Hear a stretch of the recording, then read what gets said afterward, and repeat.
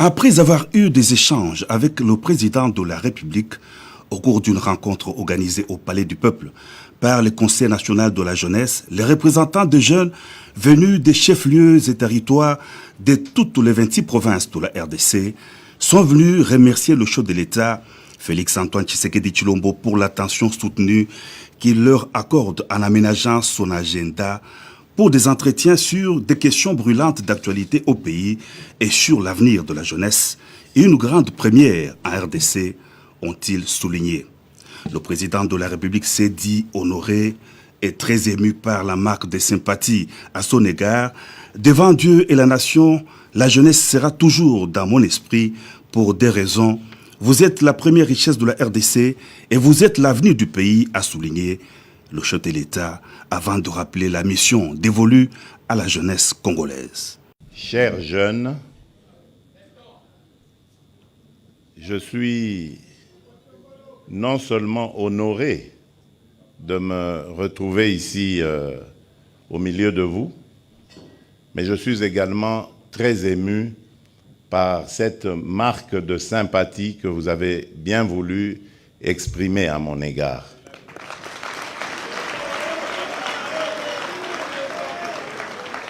Vraiment et de tout cœur, je vous dis merci. Je ne savais pas que lorsque on m'avait proposé et que j'avais accepté de venir parler aux jeunes, j'allais avoir de surprises aussi agréables en vous rencontrant. Vraiment, de tout cœur, merci. Et je fais le serment ici, devant Dieu et devant la nation, que la jeunesse sera toujours dans mon esprit.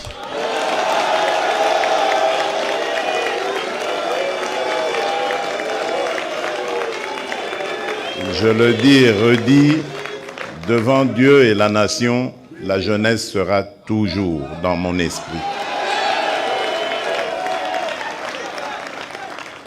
Pour deux raisons essentiellement. La première, et je ne cesse jamais de le dire, la première raison, c'est que vous êtes la première richesse de la République démocratique du Congo.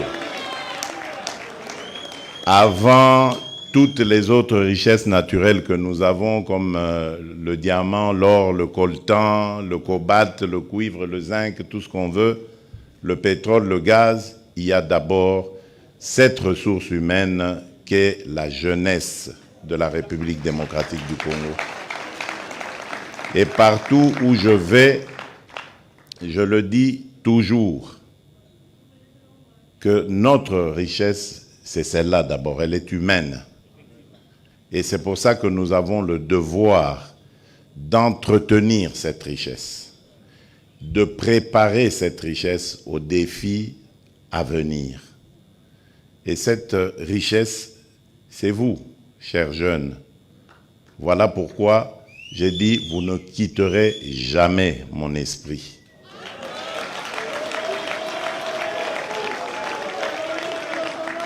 La seconde raison, et c'est ce que j'ai dit déjà dans la première, c'est que vous êtes l'avenir de ce pays. Tout ce que nous devons faire aujourd'hui doit prendre en compte vos soucis, vos préoccupations. Parce que c'est de cet encadrement par rapport à vos soucis et à vos préoccupations que dépendra notre avenir. Demain, si Dieu nous prête vie et que nous restons ici longtemps sur cette terre, c'est vous qui allez prendre notre relève.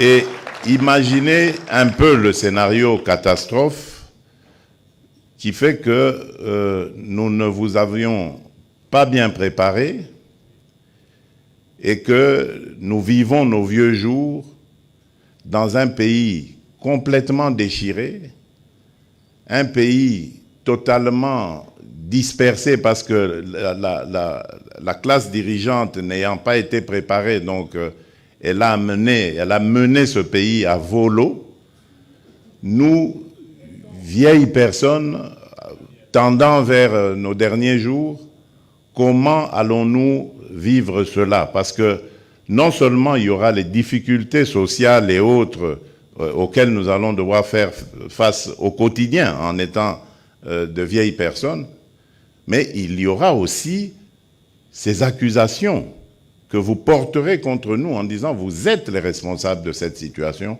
parce qu'en votre temps, vous n'aviez rien fait. Voilà pourquoi nous ne vous abandonnerons jamais.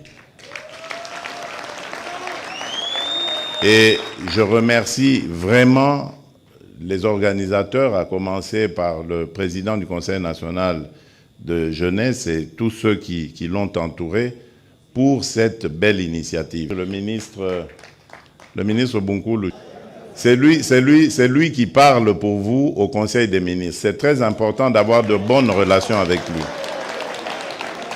Et c'est au Conseil des ministres que l'on prend des décisions pour vous. C'est très important, très très important pour nous. Au-delà de ce qu'on peut être, ce qu'on peut penser, c'est très important pour nous d'encadrer la jeunesse. Parce que c'est elle qui va garantir nos vieux jours demain. Et vous, jeunes Congolais, vous avez encore plus la mission de réussir dans ce que vous faites, formation, métier, profession.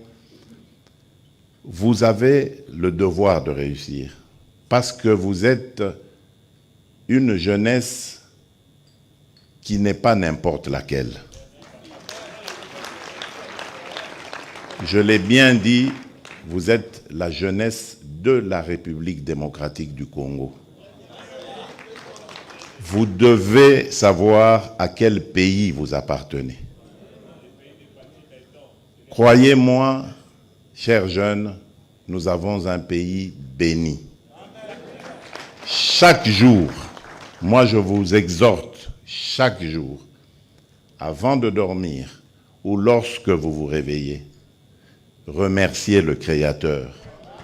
Quelle que soit la religion à laquelle vous appartenez, remerciez notre Créateur parce qu'il nous a mis sur un sol qui est totalement béni. Ce pays, si nous restons conscients, nous restons unis, nous restons organisés, ce pays va faire parler de lui dans pas très longtemps. Nous serons peut-être encore vivants pour voir ça. Suivez simplement toute l'actualité. Renseignez-vous sur votre pays, ses potentialités. J'ai parlé de la première richesse qui est la jeunesse, ses ressources humaines. Mais regardez toutes les potentialités dont le monde a besoin aujourd'hui pour lutter, par exemple, contre le changement climatique, pour aller vers l'économie verte, la nouvelle industrie. Toutes les solutions se trouvent en République démocratique du Congo.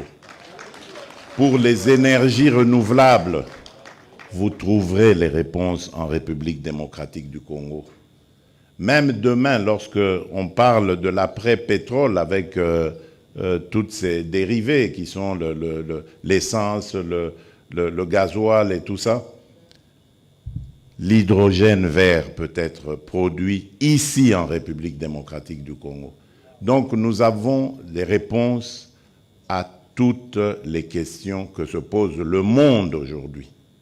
Et quand nous quittons le sous-sol, nous arrivons au sol, l'agriculture, nous avons près de 80 millions d'hectares de terres arables.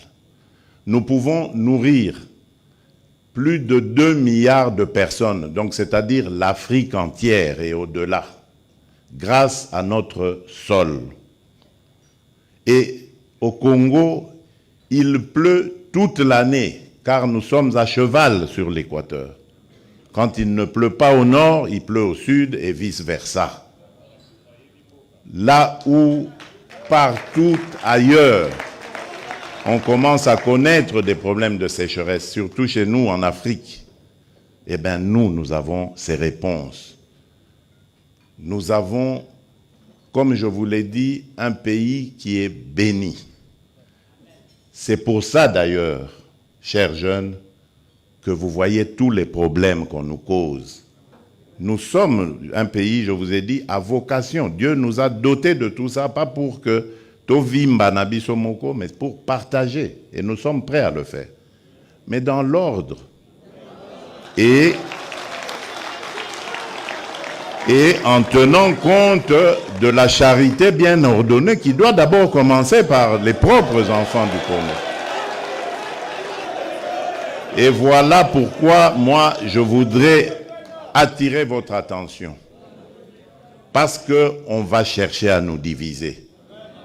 Vous savez, il y a cet adage qui dit « diviser pour mieux régner ».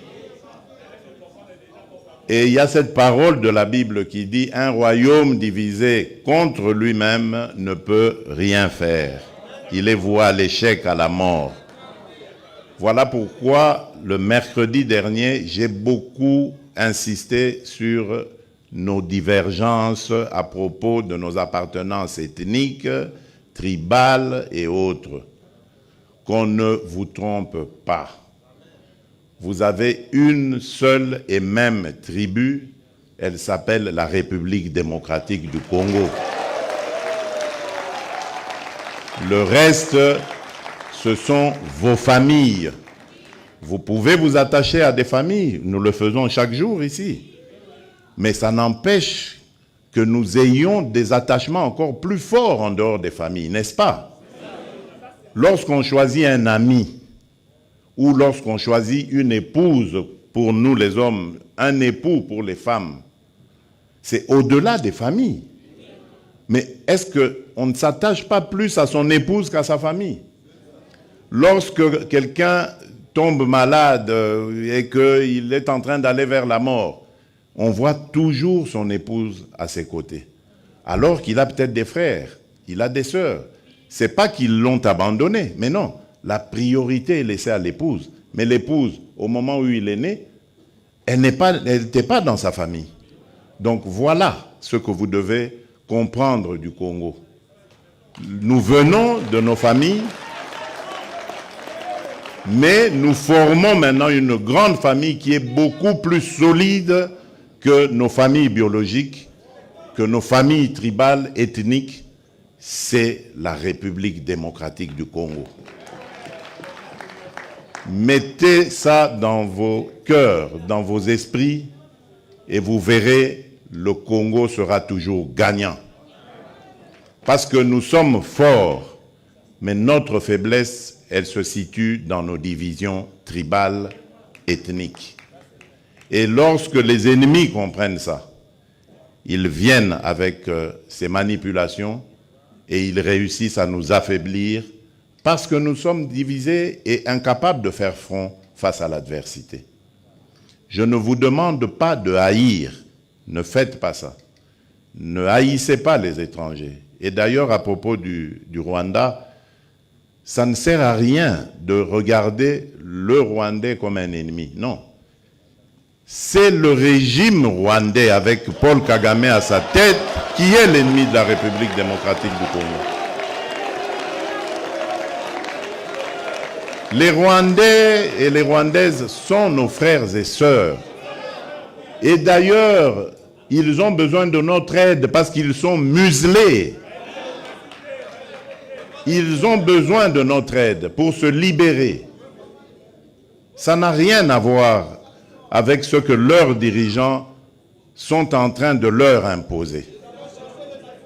Donc, ne les regardez pas comme des ennemis, mais comme des frères qui ont besoin de notre solidarité pour nous débarrasser et débarrasser l'Afrique de ce genre de dirigeants rétrogrades qui ramènent les méthodes des années 60 et des années 70. Alors qu'en Afrique, on avait décidé de mettre fin au bruit des armes. Si vous vous rappelez, ceux qui suivent un peu, c'était 2020, il fallait taire les armes en Afrique pour que l'Afrique passe à autre chose, comprenne qu'elle est la dernière de la classe dans le monde parce que, justement, à cause des guerres et des divisions. Nous nous étions entendus comme ça. Malheureusement, ce n'est pas arrivé, on a dû encore prolonger, mais c'est à cause, justement, des dirigeants tels que Paul Kagame. Et il s'enorgueillit d'être un faiseur de guerre, un spécialiste dans la guerre. Il en est fier. Moi, à sa place, je me cacherais, j'aurais honte d'assumer le fait qu'on sème la mort et la désolation. C'est honteux. Et je dirais même diabolique. Nous n'allons pas manger de ce pain-là. Nous, le pain que nous mangeons, c'est celui de l'amour. Celui du patriotisme, l'amour pour le Congo et l'amour pour le Congolais.